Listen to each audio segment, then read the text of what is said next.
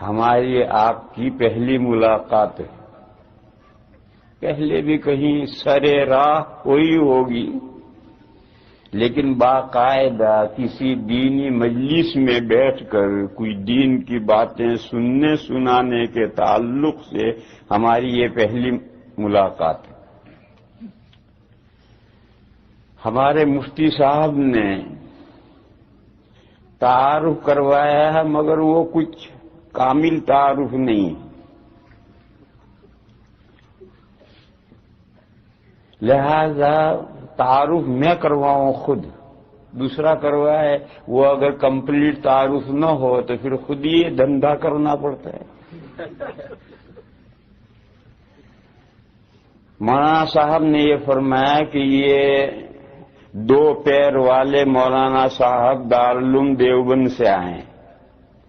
میرے بارے میں کہا کہ یہ 2 پیر والے مولانا صاحب یہ دارالعلوم دیوبند سے آئے ہیں، اور دارالعلوم دیوبند ایشیا میں سب سے بڑا دینی ادارہ ہے. اس کی تھوڑی وضاحت ضروری ہے.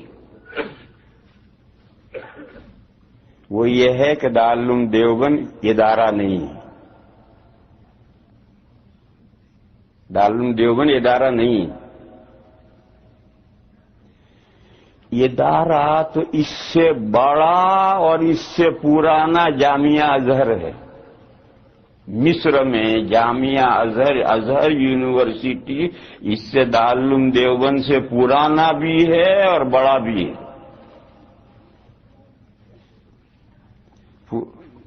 پرانا کتنا ہے؟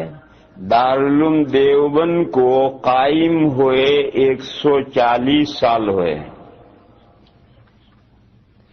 اور ازہر جامعہ ازہر کو قائم ہوئے 1150 سال ہوئے ہیں. جامعہ ازہر آج سے 1150 سال پہلے قائم ہوا ہے، اور دارالعلوم دیوبند تو بیچارہ بچہ ہے، ابھی 140 سال ہوئے ہیں اس کو قائم ہوئے. اور بڑا چھوٹا ہونے کے اعتبار سے دارالعلوم دیوبند میں 3500 طالب علم ہیں، زیادہ سے زیادہ 3500 طالب علم ہیں، اور جامعہ ازہر میں 80,000 طالب علم ہیں. ازہر یونیورسٹی میں 80,000 اسٹوڈنٹس ہیں، اور دارالعلوم دیوبند میں تو 3,000 اور 3500 طالب علم ہیں. تو اس لیے بڑا ادارہ دینی اور پرانا ادارہ دینی ازہر یونیورسٹی ہے. دارالعلوم دیوبند اس کے سامنے کچھ نہیں. مگر آج پوری دنیا میں گھوم جاؤ اور اسلامی کتب خانے میں گھس جاؤ، ازہر کے فضلاء کی کوئی خال کتاب ملے گی، وہ بھی کوئی دین کے اہم موضوع پر نہیں ملے گی. اور ساری دنیا میں گھوم لو، کہیں آپ کو ازہری فاضل کام کرتا ہوا نہیں ملے گا، الا ماشاء اللہ کہیں پوری دنیا میں گھومو گے تو 5-7 آدمی مل جائیں گے. دوسری طرف دارالعلوم دیوبند چھوٹی موٹی کوئی لائبریری اسلامی کتابوں کی اردو میں، فارسی میں، عربی میں اگر ہو، اس میں گھس جاؤ تو آدھی کتابیں آپ کو دارالعلوم دیوبند کے فضلاء کی ملیں گی. کسی بھی لائبریری میں گھس جاؤ، عربی کی گھس جاؤ، اردو میں، فارسی میں، تو آدھی کتابیں آپ کو دارالعلوم دیوبند کے فضلاء کی ملیں گی. اور دنیا کے کسی چپے پر چلے جاؤ، آپ کو دارالعلوم کا فاضل وہاں دین کا کام کرتا ضرور ملے. کہیں بھی چلے جاؤ. آپ ذرا تو گھومتے نہیں ہیں، میرا تو کام ہی ساری دنیا میں گھومنا ہے. دنیا کے کسی خطے میں میں گیا تو وہاں دارالعلوم دیوبند کا فاضل ملا مجھے. ایک مرتبہ ٹرکی گیا میں، استنبول. تو ہم نے سوچا کہ بھئی یہاں کا جو گورنمنٹ کا جو مفتی اعظم ہیں، بڑے آدمی ہیں وہاں کے استنبول کے، ان سے ملاقات کرنی چاہیے۔ تو ہم ایک وفد بنا کر ان سے اپوائنٹمنٹ لے کر ان سے ملاقات کرنے گئے، تو ایک بڑے میاں تھے 70 ایئر کے، بوڑھے بالکل، اور بالکل داڑھی صاف تھی، مفتی اعظم ترکیہ۔ خیر ملاقات ہوئی سرسری سی، تھوڑی بہت، عربی بھی نہیں بول سکتا۔ اب وہ ان کی ترکی زبان ہم نہیں جانتے، عربی وہ نہیں بول سکتا مفتی اعظم۔ وہاں ان کا جو نائب مفتی تھا وہ دارالعلوم دیوبند کا فاضل تھا، اس سے ملاقات ہوئی۔ اس کی بھی داڑھی کو پوری تو نہیں رہی تھی، وہاں جا کر تھوڑی کم تو اس کی بھی ہو گئی تھی۔ جب ماحول کا اثر پڑتا ہے تو اب تھوڑی داڑھی اس کی بھی کم تو ہو گئی تھی، لیکن بہرحال تھی۔ اور اس سے ملاقات ہوئی، اور میں نے اس سے پوچھا کہ بھئی کہاں کا ہے؟ معلوم ہوا کہ بہار کا ہے اور دارالعلوم دیوبند سے پڑھا ہے۔ میں نے پوچھا بھئی تو یہاں کیسے پہنچ گئے؟ اب بہار ہندوستان کا ایک صوبہ، معمولی غریب صوبہ، وہاں کا ایک بچہ دارالعلوم میں پڑھ کر فارغ ہو کر یہاں کیسے پہنچ گیا؟ تو اس نے کہا کہ میں دیوبند سے فارغ ہونے کے بعد مصر گیا تھا، اور میں نے وہاں مصر میں پڑھا 2-3 سال۔ وہاں ایک جگہ آئی ہوئی تھی یہاں سے، میں نے بھی درخواست دے دی، میرا نام منظور ہو گیا، یوں میں یہاں پہنچ گیا۔ تو اب ترکی ایک پوری سلطنت ہے، اس کا جو فتوے کا ڈپارٹمنٹ ہے، جو سب سے بڑا ملک کا دینی شعبہ ہے، اس میں جو نائب مفتی ہے وہ دارالعلوم دیوبند کا پڑھا ہوا ہے۔ غرض تو آپ دنیا میں کہیں نکل جاؤ، کسی ملک میں نکل جاؤ، آپ کو دارالعلوم دیوبند کے فضلاء وہاں کام کرتے ملیں گے، یا تو دارالعلوم دیوبند کا فاضل ملے گا، یا دارالعلوم دیوبند کی جو دنیا میں شاخیں ہیں، دارالعلوم دیوبند کی جو دنیا میں شاخیں ہیں وہ بھی سب دارالعلوم دیوبند ہیں۔ دارالعلوم دیوبند کی دنیا میں کتنی شاخیں ہیں؟ لاکھوں، اور وہ شاخیں لاکھوں، ایک دوسرے سے ان کا لنک کچھ نہیں ہے، سب اپنی اپنی جگہ پر الگ الگ درخت کھڑے ہیں، سب درخت الگ الگ کھڑے ہیں، ایک دوسرے سے کوئی لنک نہیں، اور واقعتاً کوئی لنک نہیں۔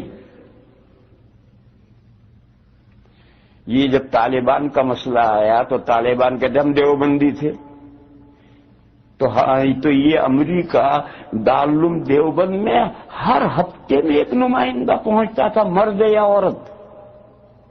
وہ یہ جاننا چاہتے تھے کہ دارالعلوم دیوبند کا طالبان کے ساتھ کیا لنک ہے۔ کوششیں بیچارے کر کر کے تھک گئے، کچھ بھی نہیں ملا۔ کیوں نہیں ملا؟ ہے ہی نہیں کچھ، تو کہاں سے ملے گا؟ کچھ ہو تو اسے ڈھونڈ نکالیں، جب کچھ ہو ہی نہ تو کیا ڈھونڈ نکالیں؟ 2 سال تک کوئی ہفتہ ایسا خالی نہیں ہو جاتا تھا کہ امریکہ کا کوئی نمائندہ مرد یا عورت نہ پہنچے۔ کوئی اخبار کا ایڈیٹر پہنچ رہا ہے، کوئی نامہ نگار پہنچ رہا ہے، کوئی گورنمنٹ کا آدمی پہنچ رہا ہے کچھ، اور وہ اپنے طور پر سب جاننا چاہتے ہیں کہ طالبان اور دیوبند کا کیا جوڑ ہے۔ کچھ ملا ہی نہیں کسی کو، کہاں سے ملے گا؟ ہے ہی نہیں تو کہاں سے ملے گا؟ نفس الامر میں کوئی ہے ہی نہیں۔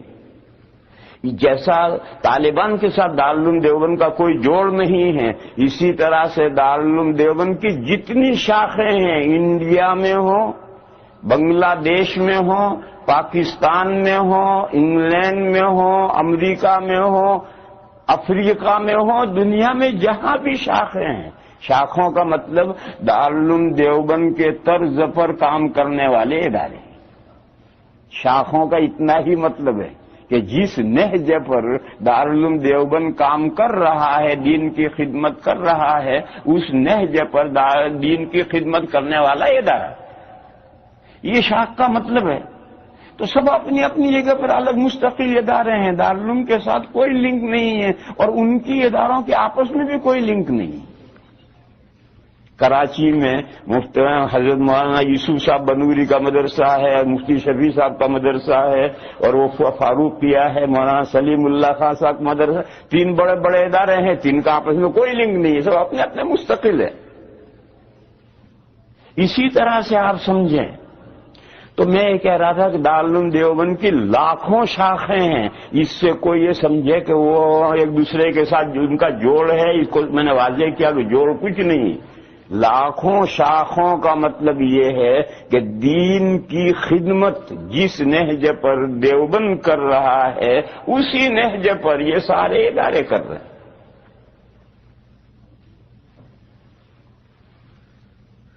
اور ازہر کی کوئی شاخ کیرو میں فیکلٹی اور کالجز تو اس کے ہیں الگ الگ، یہ فلاں کالج، یہ فلاں کالج، یہ فلاں کالج، اور وہ سب کالجوں کے طالب علم مل کر 80,000 ہیں، لیکن کیرو سے باہر کچھ نہیں، اس کی دنیا میں کہیں کوئی شاخ نہیں کہ ازہر یونیورسٹی جس انداز پر کام کر رہی ہے اس انداز پر کام کرنے والی اس کی کوئی شاخ یا اس کے فضلاء کی قائم کی ہوئی کوئی تنظیم دنیا میں کہیں کچھ نہیں۔ ایسا کیوں ہے؟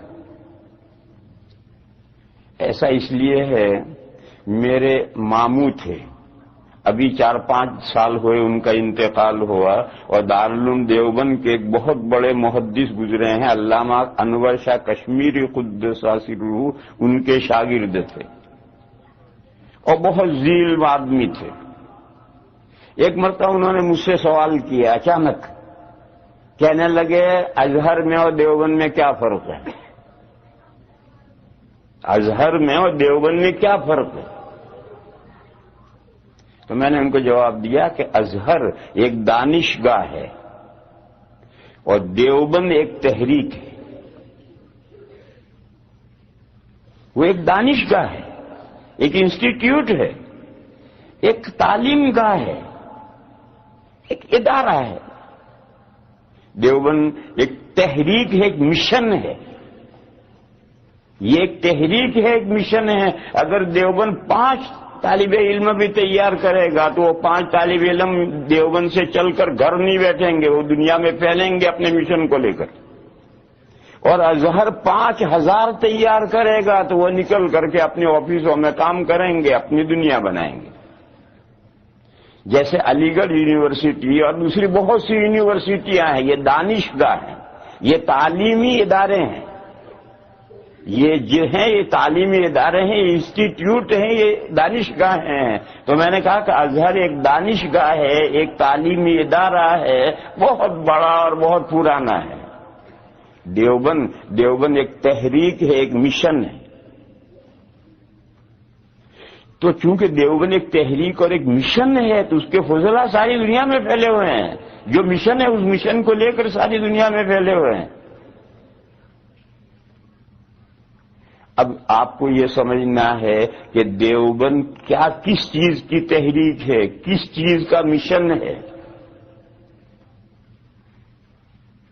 اس لیے سمجھنا ہے کہ آپ بھی دیوبندی ہیں، یہ چیز آپ کو اس لیے سمجھنی ہے کہ آپ بھی دیوبندی ہیں، لہذا آپ کو سمجھنا پڑے گا کہ ہم دیوبندی کیوں ہیں، کس چیز کا نام دیوبندیت ہے۔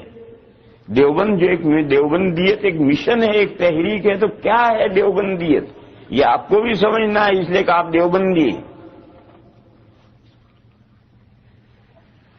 میرے بھائیوں، دیوبندیت نام ہے صحیح دین کو دونوں ہاتھوں سے مضبوط پکڑنے کا۔ جو صحیح دین ہے اس کو دونوں ہاتھوں سے مضبوط پکڑو، اسی کا نام دیوبندیت، اس سے آگے کچھ نہیں۔ دیوبند کا کوئی دستور اساسی نہیں، کوئی کانسٹیٹیوشن نہیں ہے، دیوبند کا کوئی نام نہیں ہے۔ دیوبند ایک شہر کا نام ہے، اس سے دیوبندیت بن گیا، اس مسلک کا کوئی نام نہیں ہے، اس کا کوئی کانسٹیٹیوشن نہیں ہے، اس جماعت کا کوئی کچھ نہیں ہے۔ اس کا کانسٹیٹیوشن کیا ہے؟ یہ قرآن اور یہ سنت، یہ قرآن اور یہ سنت، یہی دیوبند کے دستور اساسی ہے۔ اس قرآن و سنت کو سمجھنا اور اس کو سمجھنا آج کے لوگوں کے مائنڈ سے سمجھنا نہیں، آج کے لوگوں کے مائنڈ سے سمجھنا نہیں، دور اول سے چلو، صحابہ سے، تابعین، تبع تابعین، یوں نیچے اترتے آؤ. یہ جو دور اول کے لوگوں نے قرآن و حدیث کو جس طرح سے سمجھنا ہے اس طرح سمجھنا، آج کے مائنڈ سے نہیں، اولڈ مائنڈ سے سمجھنا. اولڈ مائنڈ کس کا؟ صحابہ کا، تابعین کا، تبع تابعین کا. اس کے بعد جو محدثین، فقہا، علماء، مجتہدین گزرے، چاہے لمبے زمانے سے چلے آ رہے ہیں، انہوں نے قرآن و حدیث کو کس طرح سمجھا ہے اس سمجھے ہوئے کو لینا. آج کے مائنڈ کا سمجھا ہوا نہیں. آج ایک آدمی پیدا ہوتا ہے اور وہ کہتا ہے اس حدیث کا یہ مطلب ہے، اس آیت کا یہ مطلب ہے. یہ نہیں، دیوبندی سے نہیں لیتا. دیوبندی سے لیتا ہے کہ صحابہ اس آیت کو کیا سمجھتے تھے، تابعین کیا سمجھتے تھے، تبع تابعین کیا سمجھتے تھے، گزرے ہوئے فقہا، محدثین، مفسرین نے کیا سمجھا ہے. ان کے سمجھنے کے اکارڈنگ آج کے آدمی کا سمجھنا ہے تو اس کی بات قبول کی جائے گی، اور اس کا سمجھنا اگر اس پرانے سمجھنے کے اکارڈنگ نہیں ہے تو آج کے مائنڈ کی بات قبول نہیں کی جائے گی. اسی کا نام دیوبندی ہے. تو میرے بھائی اچھی طرح سے